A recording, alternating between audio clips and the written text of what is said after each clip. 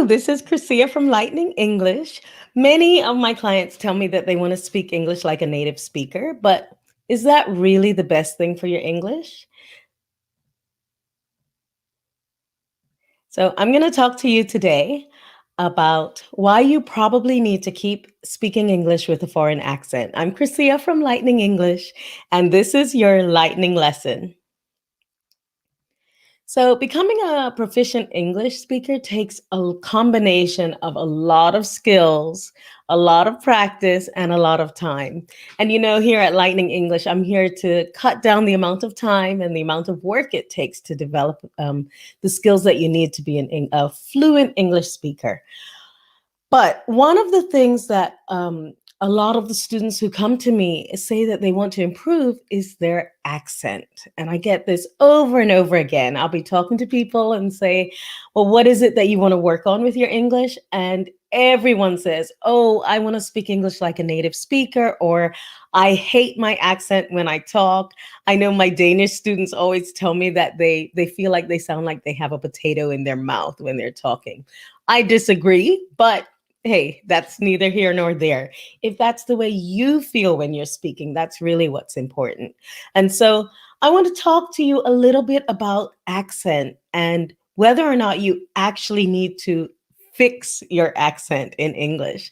And of course, we're going to talk about pronunciation and how that affects things as well. But here's the thing. Um, if you if you rush to sound like an native English speaker, like someone from England or an American English speaker, then you may be doing yourself a disservice because having a foreign accent, especially during this time when you're improving your English isn't perfect yet. So having a foreign accent is actually something that may be an advantage. Okay, so I'm going to share with you a couple of reasons why it may be to your advantage to keep speaking with a foreign accent for now while you're working on your English. And then I'm going to talk to you about some things that you can do to improve your pronunciation. So let's get going.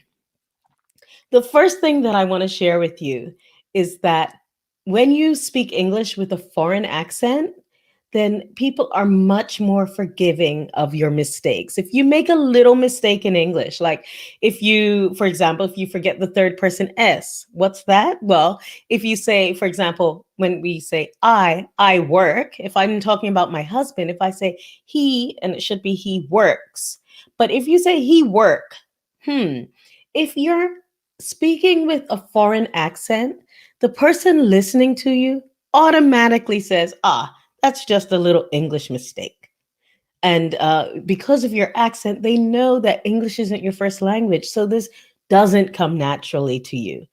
But if you are speaking with the perfect received pronunciation, British English, or an American accent from a specific place that sounds very natural and very real, then they may assume that they're not going to assume actually that this is an English mistake.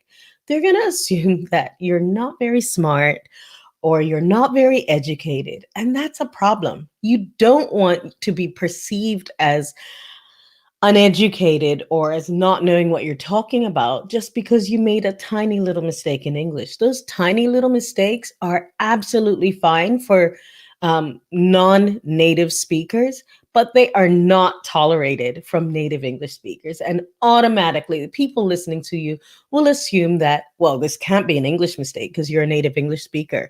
So it must be because you're stupid. And I don't want that for you. I don't want people to think that because you made this tiny little mistake that you're not a smart person, because I know you are. If you're here, you're smart. I know it.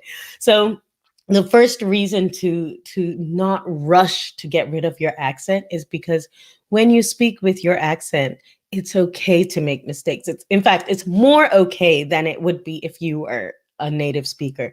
People don't expect native speakers to make this kind of mistake. Like I said, the third person S, another common mistake that non-native speakers make. So if you have an accent, it's fine to make this kind of mistake. But native speakers don't generally make these same mistakes, is using the wrong prepositions in phrasal verbs. So phrasal verbs are things like wake up or get dressed. So if you say, uh, if you use a different preposition, like instead of up, you say on. I don't know, that's just a silly example, but there are a lot of these, and I'm sure you know them. I'm sure you've had some challenges with phrasal verbs and with prepositions using the wrong preposition, using at or on instead of for. These are very, very common mistakes to make when you are learning English as a foreign language. But these, for native English speakers, come naturally. So if you're speaking like a native speaker, but you're making these mistakes, it's going to be very confusing for the person listening to you. And they're going to just assume that you're just not very smart, which is not what we want, right? You don't want to sound stupid. And so making the mistake doesn't sound stupid if you have an accent. So keep your accent until you can do these things well. The next reason why I think it's really important to consider just leaving your accent alone and letting it evolve naturally is because when you use an accent, whatever accent you use when you're speaking English, tells the listener about your culture. It tells the person who you are and where you're coming from, because your accent comes from the people around you and who you got the language from. So if you speak English with an accent from a language that is not English, so if you speak it with a Danish accent or a Turkish accent or a German accent or a French accent, then people can hear right away that that is your background. At least that's your language background, and it means something. If I, for example, I'm Bermudian, I speak English with a kind of neutral accent because I've been traveling and living in a lot of different countries, and also because I teach English. So my accent as an English teacher, English teachers joke about this all the time. We get this kind of strange, weird accent that it's a combination of British and American and whatever we grew up with, that isn't the same as the people who we grew up with. So that's another problem. But the accent that you use tells people about where you're from. It tells people about your cultural background, about your cultural references. So if you work really hard and get kind of I say American. I'm going to use general terms like American and British, even though, as you know, these are not individual accents. There are many, many, many different American accents, many, many different British accents. So those terms don't really mean anything in reality. But anyway, the point is that if you speak English with an American accent and you meet an American, they're going to assume that you know the same cultural references as them, that you grew up in the same time, in the same culture. And so the language that we use, we kind of adapt, oops, just hit the mic. We adapt our language to suit the person we're speaking to. Now, if I speak to someone who has a very noticeably Chinese accent, I'm not going to bring up the TV shows I watched growing up or make references to them because that person probably didn't watch them. Maybe they did, but I'm not going to assume that they did. Also, if someone does something, if someone is speaking English with what I consider to be a foreign accent that indicates that English is not their native language or not their primary language, then I'm going to assume I'll give them the benefit of the doubt. If something happens, if they say something that is kind of unexpected, I'm going to assume that it may be because of a cultural difference. And I'm going to take a step further to try and help that person to understand. Not just me, but other English speakers will do the same. If we perceive that the person is from a different culture because of their accent, then it's much easier to kind of go out of your way and try to bridge those gaps between cultural differences.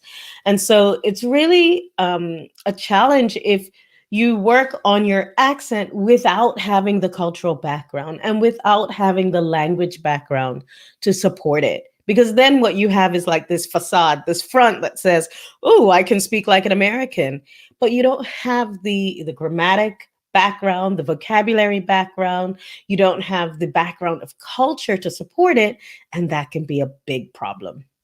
And so my suggestion to you is to use the lightning practice techniques, of course. I always tell people to do that, but I don't just tell you because it's my techniques. It's because I've seen it work. I've seen it work. And so by doing your practice activities, by listening and repeating, and by talking to yourself, by reading out loud, and by writing in your journal, you actually improve all of these things. You're improving your grammar, you're improving your vocabulary, and you're improving your pronunciation. And it allows you to let your accent, I say, neutralize over time naturally.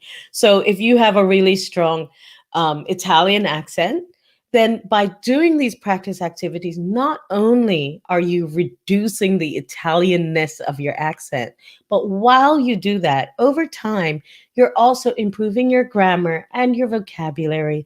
You're getting some of those cultural references from your podcasts that you're listening to, and you're improving all these things in a very natural way. And I think that is the best thing that you can do for your accent. Your pronunciation is the part where people can understand what you're saying. And that is really important to work on. If you're talking and your accent is so strong and your pronunciation is so different that people are like, I don't understand what you're saying, then that's something that you need to focus on.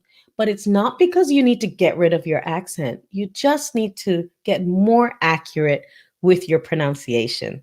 And so, if you want some tips for how to do that, I have a lightning lesson and it's called Improving Your English Pronunciation.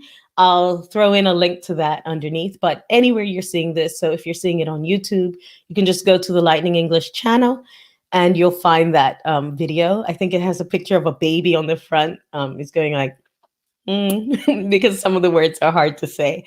So yeah, you can look at the Improving Your English Pronunciation video, and I give you some tips on what you can do to get started with improving your English pronunciation.